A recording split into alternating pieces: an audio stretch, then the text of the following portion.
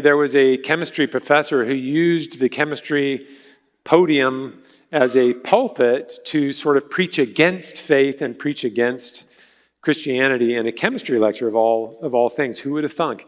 But thermodynamics lecture, he used it as an opportunity to bash on arguments for the existence of God.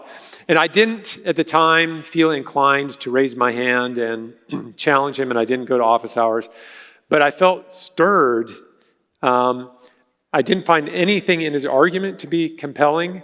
In fact, I found it to be not at all compelling, and I felt as though someone should answer it, and I felt as though people like this should not be able to put this out there without someone having a good answer.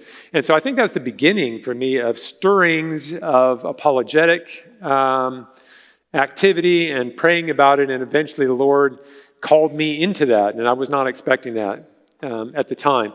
But I got an opportunity after studying chemical engineering in graduate school to start to move into biology because I saw this profound connection between engineering and biology for the first time. I was not at all turned on by biology in high school biology. There it was just dissecting, pickled frogs and naming the bones. I thought, how boring is this?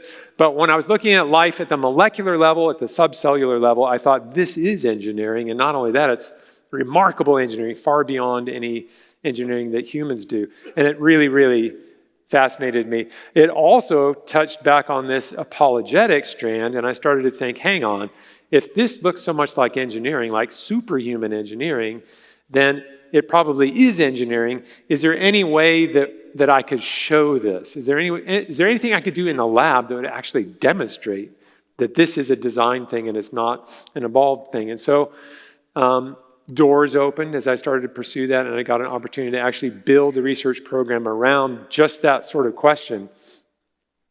I also got an opportunity in 2015 to write a book after spending decades on this, answering the question, is life an accident or is it intended?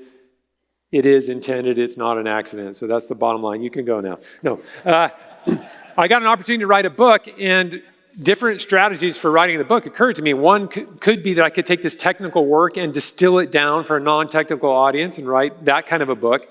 But I felt as though that would be playing into the hands of people who would like you to believe that this is at heart a technical question, that you need a PhD to know whether we are cosmic accidents or not. And I firmly believe you do not need a PhD to know whether we are cosmic accidents or not. I think that is a matter of common sense.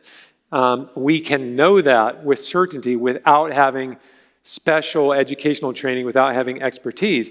And so I really felt as though the way to approach a book is to show that instead, to show that this is really a common sense issue, and that we can all be very certain that we are made by a personal creator God.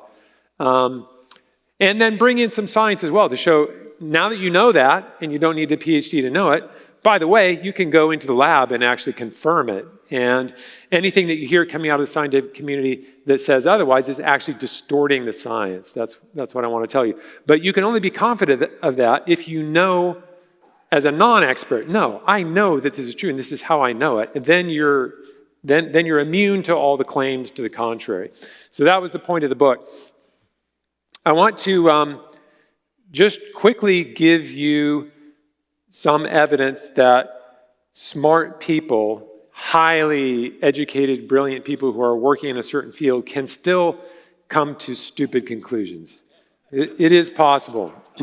One of the earliest questions addressed by the ancient philosophers is the question of existence. What is the nature of existence? What are the things that exist? What does it mean to exist?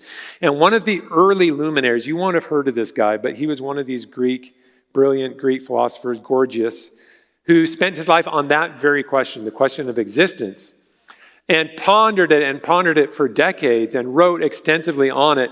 And he came to this conclusion after decades of work. Now, I'm guessing that you know he was wrong, okay? And you didn't spend nearly as much time on this question as he did. So here's a simple example of something where expertise does not necessarily drive you in the right direction. It can get you so caught up in a technical thing that you actually lose track of the common sense thing. Common sense tells you he got it wrong, okay? Now, there's something very much like that I think is happening in Origins, on the Origins question. And by that, I don't mean just the origin of life. I mean the origin of all the different kinds of life. So it's a bigger question than scientists think the origin of life is just that first cell that came out of the primordial ooze. But we're talking about the origin of all the different kinds of life. Those are all Origins questions.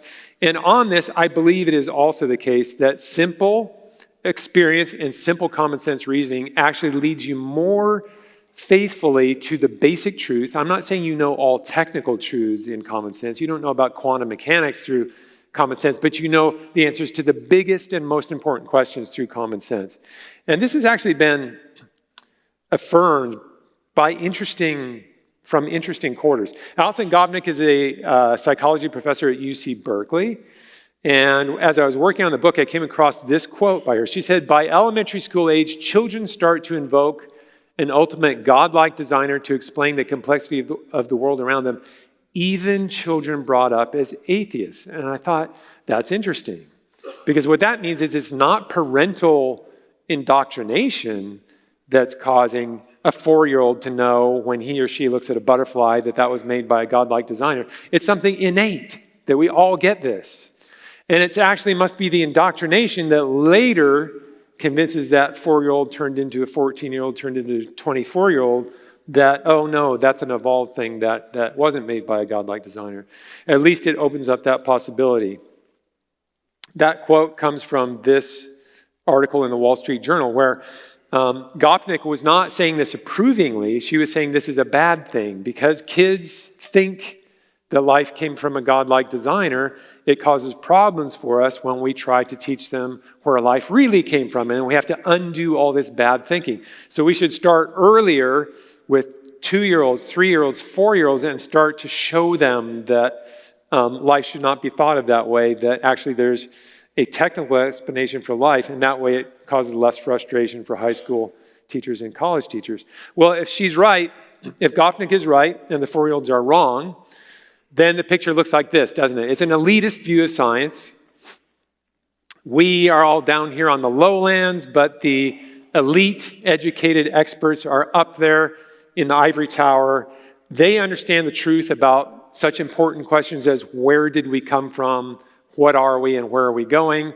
The rest of us, if we want to know the correct answers, we'll have our own sort of prejudicial, naive, common sense answers. But if we want to know the truth, we depend on them. We have to look up to the ivory tower, and they will dispense their wisdom, and we will either receive it or not. But if the 4-year-olds are right, the true picture looks more like this, right? Okay?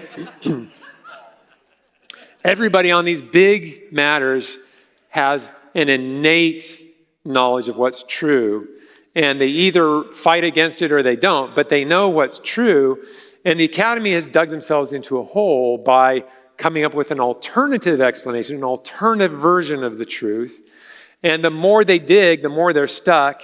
And I can tell you from firsthand experience, if you're in the academy, it is not easy to get out of that hole, because if you buck against the system, you get punished or removed from the system.